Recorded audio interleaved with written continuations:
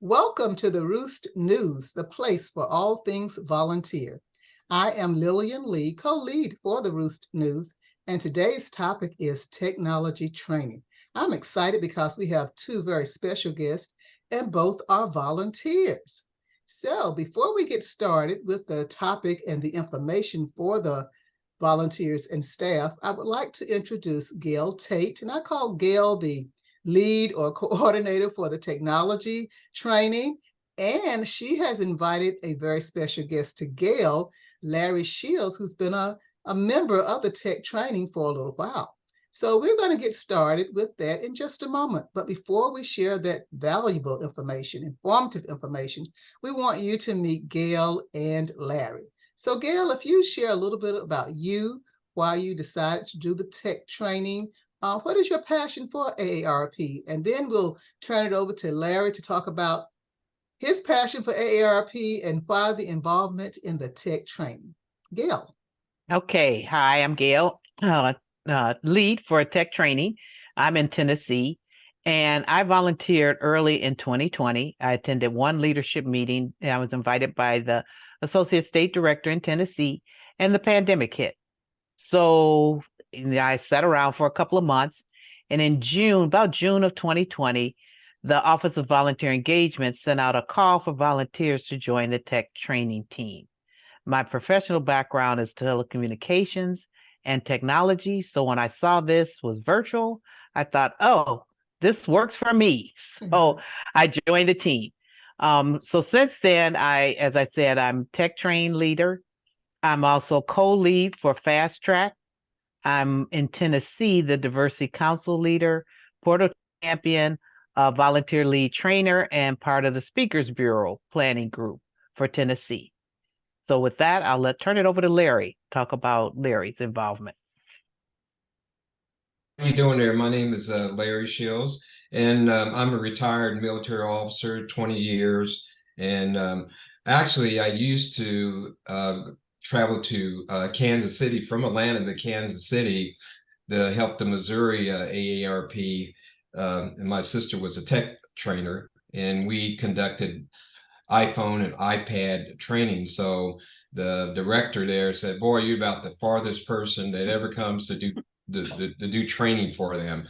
And well, it served two purposes. I could visit my sister and get a good lunch from AARP, and provide some good assistance to a senior. I'm a senior now too, so I had a great time.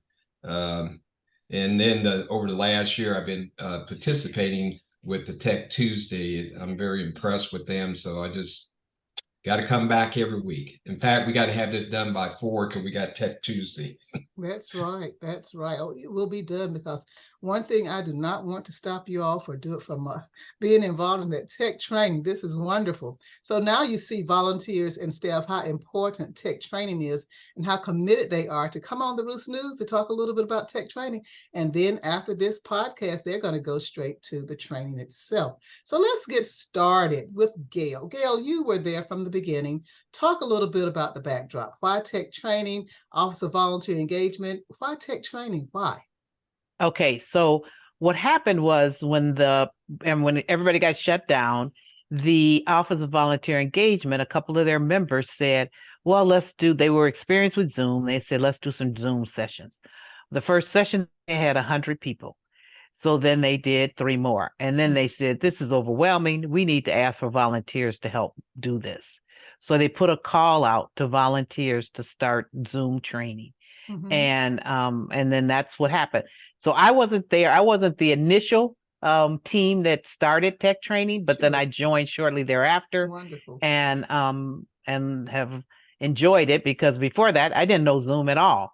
And learned it, and now training it, and now lead for the team. So that's how it all got started. Well, that's interesting that you said you didn't know anything about Zoom. So you decided you were going to join this tech team and learn more, and now you're the lead. So that is wonderful. Larry, why are you taking these tech classes?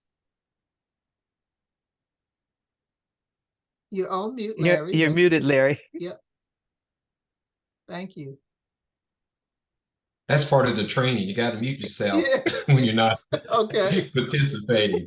But the reason why I started participating in tech training, well, I needed some more skills, and I have quite a few tech skills, but with Zoom coming on board and being a member of my organization and conducting the Zoom meetings, I need to know how to do that. So that was my primary reason. And then my wife was going, and they were just offering so much additional help outside of the training. I said, wow, this is super. So that's how I got involved. Okay, great. And I think a lot of people, a lot of volunteers got involved because of the pandemic and the Zoom sessions and really wanting to know, I want to be involved. So how do I coordinate through Zoom? So that's very important. And as I think about the sessions, and I have participated in several of the sessions and will at some point, but Gail, talk a little bit about the different types of sessions. What do you offer? Okay, so for about the first year and a half, we did Zoom training. So every month we were doing Zoom basic, Zoom intermediate, Zoom advanced, and then we started putting sessions in where people could practice what they know. And so we had practice sessions. We also had Zoom kind of open house where they could come in and ask any questions and kind of just discuss what they're doing, how they're using it.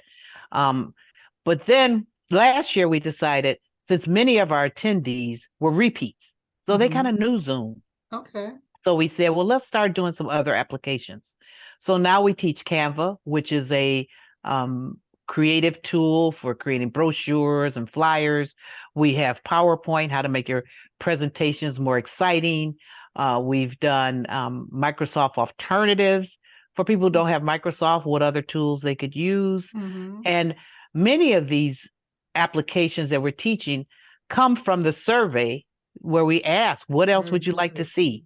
So we're asking our attendees what else they'd like to learn, what else they'd like to do, and adding classes that way. Wonderful. And I know I have participated in the Canvas sessions. And with that participation, it's like you need to continue to go back because you can't learn everything about Canva in one session. Larry, you have participated in a variety of sessions. Of the ones that you have participated in at present, what is your most memorable one? Or which is the one maybe you use the most?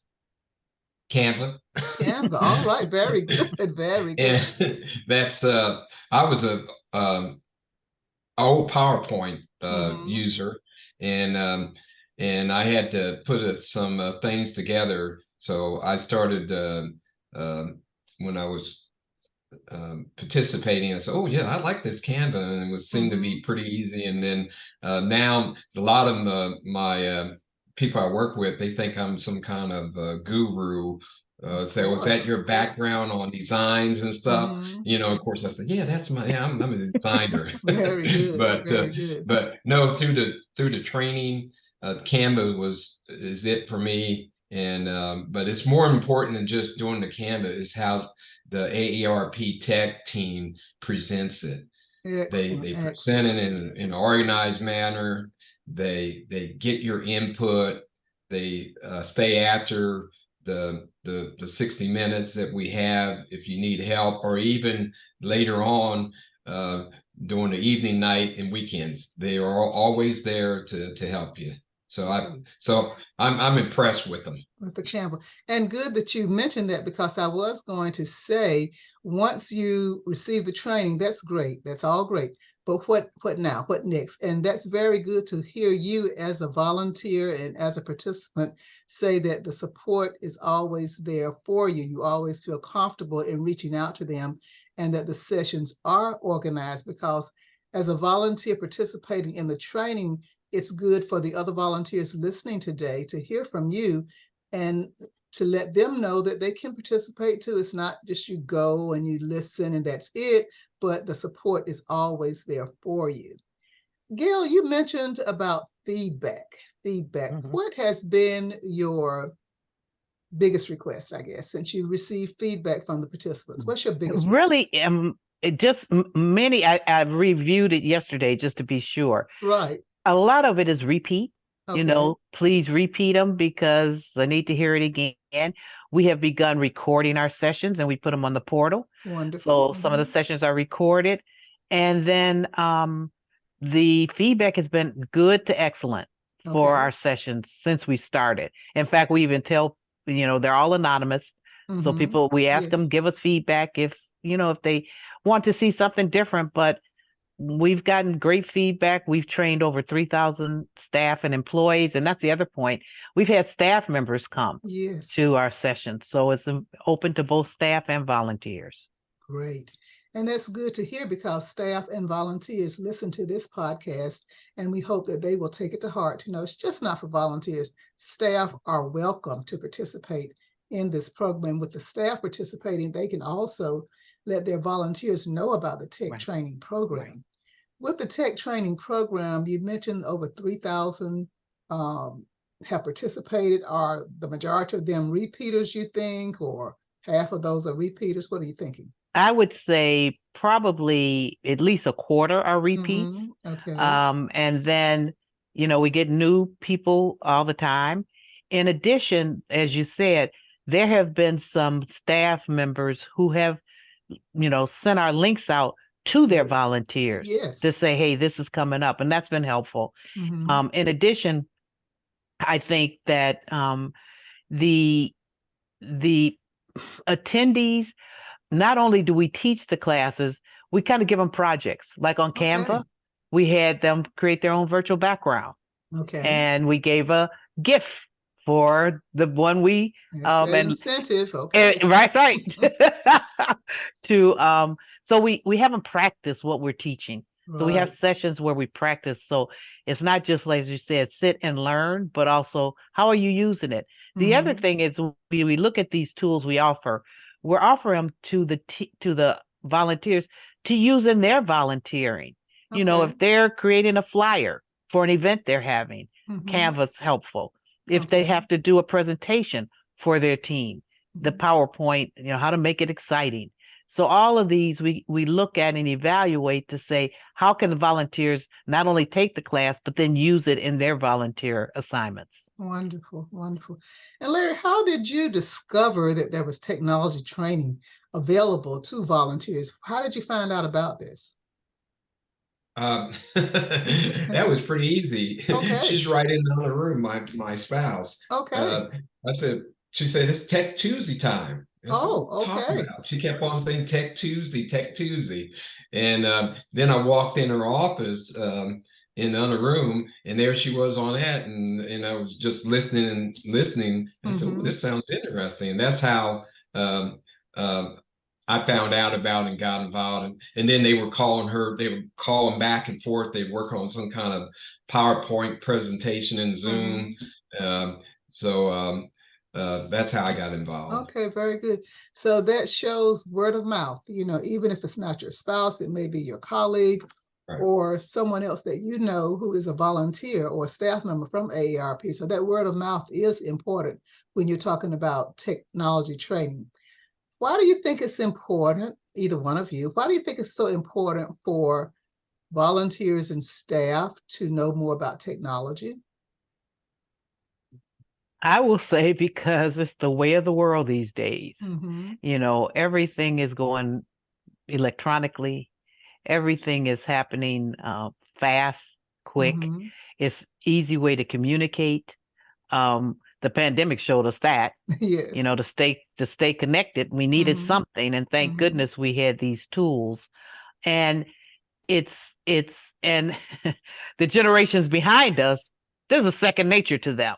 Yes. So if we want to talk to them, I remember this was a couple of years ago. I said to one of my children, "Oh, I'll write you a check." They were like, "Write a check? Who uses checks anymore?" Right. They use the apps for transferring money. So it's the way of the world these days, and the more we can stay attuned to it, we are knowledgeable, but also be aware of all the fraud things that come along. Yes. And so if you know the technology and you know what's coming, you know what's the right stuff to do, and be careful of the scams out there. Mm-hmm. All of this helps.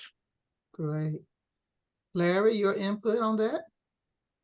I would concur with what Gail has said. I think, at least for me and a lot of my friends, we do a lot of volunteer in the community, in various things, and running meetings and you need the technology. We need the technology because we have a lot of younger members that can just run circles around there. So we Yes. can't we cannot embarrass ourselves when we're when we're Right. conducting Zoom, for example. But I would say that, and I also concur with the things that Gail has said. And we are representing the 50+ population, which is what AARP is all about. So yes, That's right. Definitely, definitely. Well, as we look at technology, you probably, or you may have thought about this, but I was on a Zoom meeting or webinar with AARP recently, and they talked about artificial intelligence. How do you see artificial intelligence tying into the tech training, or does it not? We actually have a session scheduled in November on artificial intelligence, kind of an overview of Great. what it is for people, what it's planning on, what's coming, Mm-hmm. and why we all, 50+ community ought to be aware of it, because both there's good and there's some things to watch out for so we want to kind of educate our volunteers around that. So we're going to have one session kind of intro, but we'll probably have more coming up. Yes, that's going to be important. And as we look at technology training, you all have had many participants, over 3,000. And from the participation and from your trainings, is there anything as you go forth that you want to change or maybe enhance? Have you thought about that? I know you think about it a lot, I'm sure, but what is it that you think you could do to enhance your program or delete from the program that's not needed anymore since the beginning? And I'm going to let Larry talk first, since he's been an attendee, and then I'll add. Okay, great. Well, I know when we have our Tech Tuesday, the tech team, they ask our input. Mm-hmm. And as a former military officer and retired and working on various places, getting input on what we want. Mm-hmm. They take that into consideration. Okay. And for me, it seems like they take it and then they produce it. I don't know, we're just on the same sheet, or they really taking our information, but seriously, they are taking our information, and they develop it and they present it, what we need. Mm-hmm. We're the audience, and they've given us the playbook to do it. So I appreciate that. Okay, great. And I would just add, one thing we did change was we had Tech Tuesday, but the first Monday of the month was also Teletown Hall. Mm-hmm. So we were conflicting. And we got feedback from a couple of attendees. Hey, even though they record Teletown Hall, they want to be there live. Sure. So we've changed that we don't do the first Tuesday of the month. We do second, third, and fourth, fifth. So that's one, where we listen to the feedback and added that. But in addition, I think from the feedback we get from the attendees, changing up and adding helps us. Right. When we were doing Zoom for about a year and a half, it was like, okay, this is kind of boring here. So creating new classes helps us continue to be excited and enthusiastic about what we're doing.